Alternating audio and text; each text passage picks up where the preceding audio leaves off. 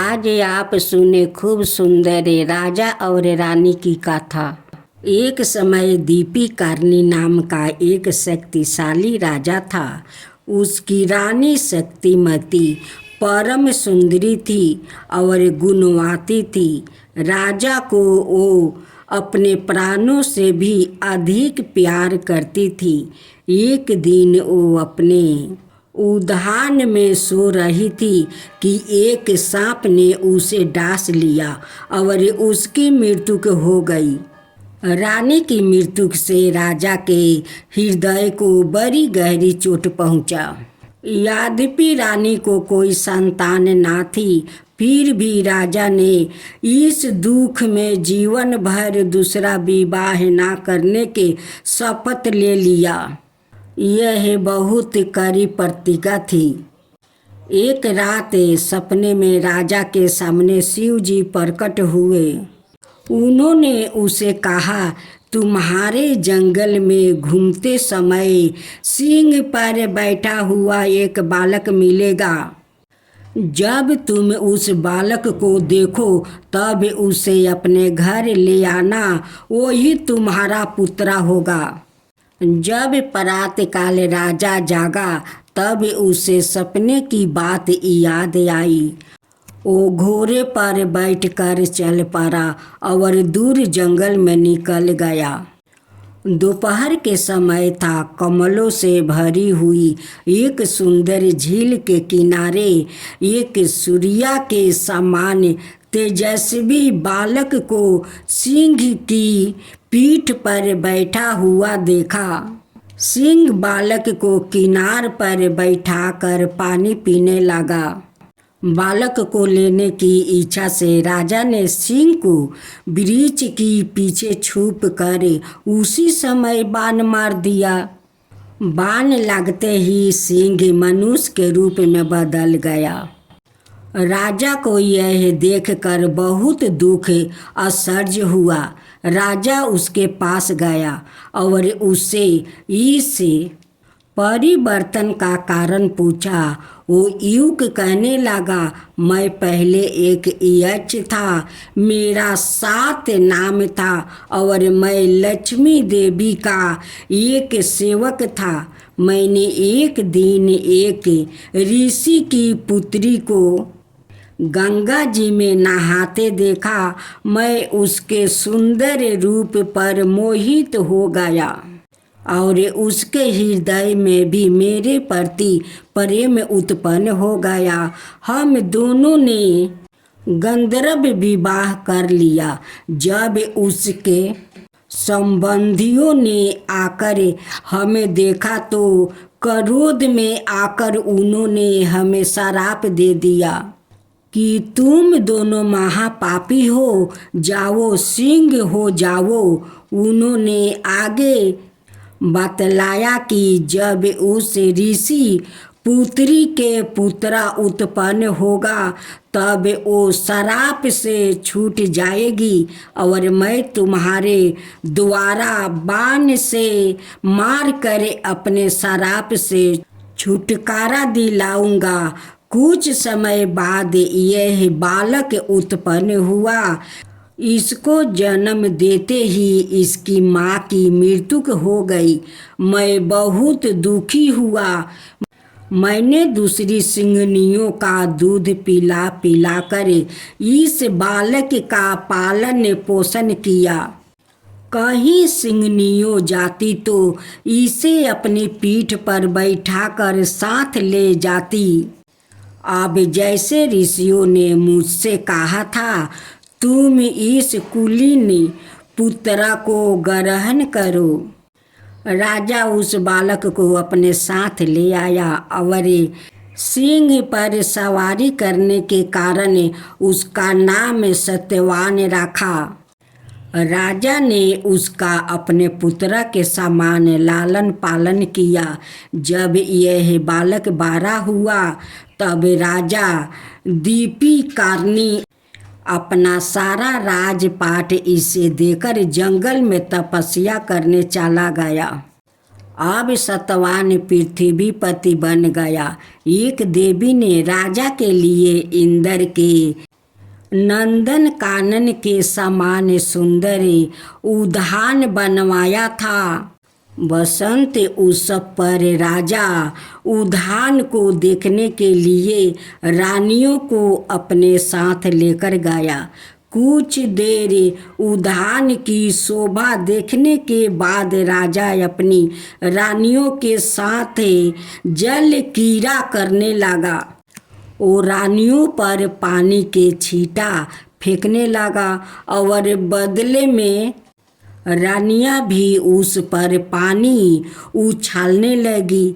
जिस प्रकार आंधी झकझोर कर वृक्षों और बेलों को फूलों और पाता से नंगा कर देती है, उसी प्रकार राजा के वेग से जल फेंकने के कारण रानियों के आभूषण गिर गए और उनका गंडराग धुल गया। इससे उनकी आंखें कुछ कुछ लाल हो गई।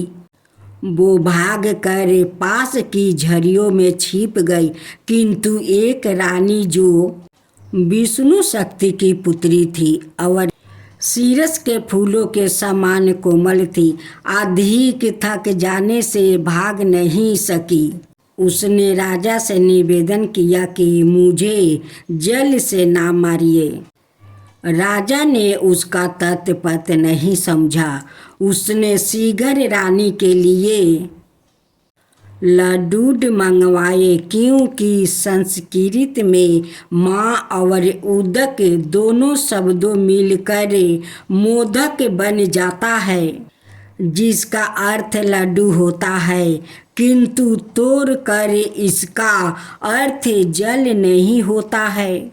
इस पर रानी ने ताना मारते हुए कहा, क्या आप इतने मंद बुद्धि हो सकते हो कि व्याकरण का यह छोटा सा नियम भी नहीं जानते हैं? जल क्रीड़ा करते समय लड्डुओं की क्या जरूरत है? यह सुनकर पास खड़े हुए सब सेवक हंसने लगे। राजा अपने हृदय में बहुत लज्जित हुआ और उसने शीघ्र खेल खत्म कर दिया। राजा को इतनी आत्मग्लानि हुई कि वो चुपचाप छिप कर अपने महल में चला गया और पलंग पर लेट गया। उसने भोजन, आनंद और किसी से भी बोलना तक छोड़ दिया। उसने आज्ञा दे दिया कि किसी को भी उससे मिलने ना आने दिया जाए। राजा ने यह सोच लिया था कि इस प्रकार मूर्ख रहने से तो मरना अच्छा है। राजा के दो मंत्री गुंधाए और सवर्मा दिन का अंत होने पर राजा की दशा मालूम करने के लिए आए। उन्होंने नौकरों से सब हाल मालूम किया। यह दोनों मंत्री ढिढोरा पिटवा दिया। रात को उन्होंने अपने घर जाकर आपस में सलाह की। दूसरे दिन प्रातःकाल बड़ी कठिनाइयों से नौकरों ने इन्हें राजा के पास जाने दिया। इन्होंने राजा से पूछा, राजन, आपकी निराशा का क्या कारण है? राजन ने इन्हें कोई उत्तर नहीं दिया। तब सवर्मा ने राजा से कहा, बहुत समय हुआ आपने मुझसे कहा था कि मुझे विदुदान बना दो। यही सोचते हुए मैंने पिछली रात एक सपना देखा कि स्वर्ग से एक कमल का फूल गिरा। स्वर्ग के एक देवता ने उसे लेकर खोल दिया। उसमें उज्जवल सफ़ेद वस्तु पहने हुए एक देवी निकली और वो आपके मुख में प्रवेश कर गई। इस पर मैं जाग गया। वो देवी सरस्वती आपके मुख में घुसी है। इस पर राजा ने अपना मौन तोड़ दिया और इससे पूछा, कम से कम कितने समय में ज्ञान प्राप्ति कर सकता हूँ? शिक्षक के बिना अब मेरे जीवन में कोई आनंद नहीं रह गया है। इस पर गुणधाय ने कहा, यह ज्ञान 12 बरस में प्राप्ति होता है। मैं आपको 6 बरस में करा सकता हूँ। सवर्मा ईर्ष्या का कारण फौरन बोल उठा, मेरे राजन, मैं 6 महीने में आपको पूरा ज्ञान दे सकता हूँ। गुणधाय ने कहा, यदि तुम 6 महीने में यह कार्य कर दोगे तो मैं संस्कृत, प्राकृत और देसी भाषा बोलना बंद कर दूंगा। सवर्मा ने उत्तर दिया, यदि मैं ऐसा नहीं कर सका तो 12 बरस तक आपकी जूतियों को अपने सिर पर धारण करूँगा। ऐसा कहकर दोनों वहाँ से चला गया। सवर्मा को अपनी तात पर बड़ा पछतावा हो रहा था कि वो यह असंभव काम कैसे कर सकेगा। उसने जाकर यह सब हाल अपनी पत्नियों को सुनाया। स्त्री ने उसे सलाह दी कि तुम कार्तिक की कृपा प्राप्त करो और रात को बिना कुछ खाए पिए मंदिर को चल पड़ा। गुणधाय ने सवर्मा की यह सब बात राजा को सुनाई। राजा आश्चर्य में पड़ गया और सोचने लगा कि अब क्या होगा। एक राजपूत जिसका नाम सिंहगुप्त था, राजा का बहुत ही विश्वास पात्र था। जब उसने राजा की उदासी का हाल सुना तब उसे बहुत दुख हुआ। वो देवी के मंदिरों में गया और राजा की प्रसन्नता के लिए दुर्गा पर अपना सिर चढ़ाने को तैयार हो गया। इतने में आकाशवाणी हुई कि ऐसा मत करो, राजा की इच्छा पूरी होगी। यह सुनकर वो राजा के पास गया और राजा को यह सब वृत्तांत कह सुनाया। वहाँ से आकर सवर्मा की खोज में उसने 2 आदमियों को भेजा।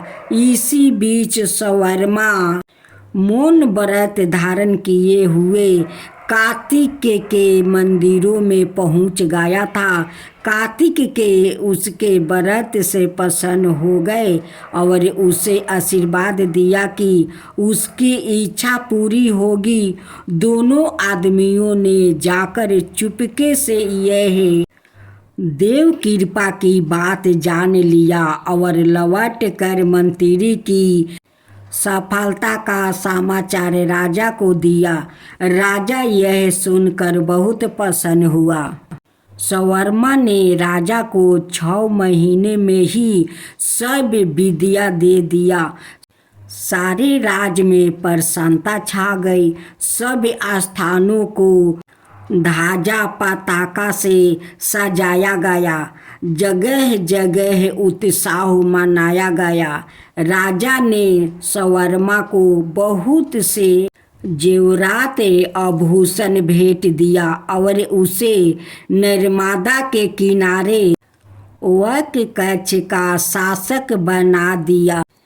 राजा ने सिंहगुप्त को भी अपने समान गर्व और अधिकार दिया और अपनी रानियों को, जिससे उसे यह प्रेरणा मिली थी, अपने हाथों से उसका पवित्र जल से अभिषेक करके अपनी पटरानी बना लिया। आज भी सवर्मा का बनाया हुआ यह व्याकरण बंगाल में छात्रों को पढ़ाया जाता है।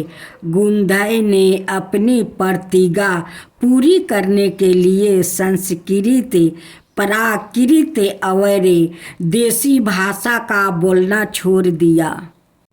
उसने अब मौन धारण कर लिया था। राजा के सामने सिर झुकाकर और उससे विदा लेकर अपने 2 शिष्य गुणदेव और नंदीदेव के साथ वो नगर को छोड़कर जंगल में चला गया। राजा को उसे छोड़ते समय बहुत दुख हुआ। जंगल में वो पिचासों के साथ रहने लगा और उसने पिचासी भाषा सीखी। वो उसकी करणभूति पिचास से मित्रता हुई। करणभूति की स्मरण शक्ति बहुत ही अद्भुत थी। उसने गुंधय को एक उपज्ञान सुनाया। इसे सुनकर गुंधय पिचासी भाषा में 7 लाख सरलोक का वीर्त गाथा नाम का एक विशाल ग्रंथ लिखा। इस उत्तम ग्रंथों को लेकर वो राजा सतवान के पास गया। राजा ने अपनी विद्या के मद में आकर कह दिया कि पिचासी भी कोई भाषा है, और उसने उस ग्रंथों को स्वीकार नहीं किया। इस पर गुंधय को बहुत दुख हुआ। वो नगर के बाहर एक स्थान पर बैठकर उसके एक एक पन्ने को पढ़ कर आग में जलाने लगा। उस समय तमाम पशु पंछी एकत्र हो गए और खाना पीना सब छोड़कर उस कथा को बड़े ध्यान से सुनने लगे। जब राजा को इस बात का पता चला तब वो गुंधय के पास आया। उस समय तक गुंधय इस पुस्तक के 6 खंडों को जला चुका था। राजा ने शेष खंड बड़े आग्रह से गुंधय से लिया। यह कहानियाँ बहुत ही ऊंच कोटि की है।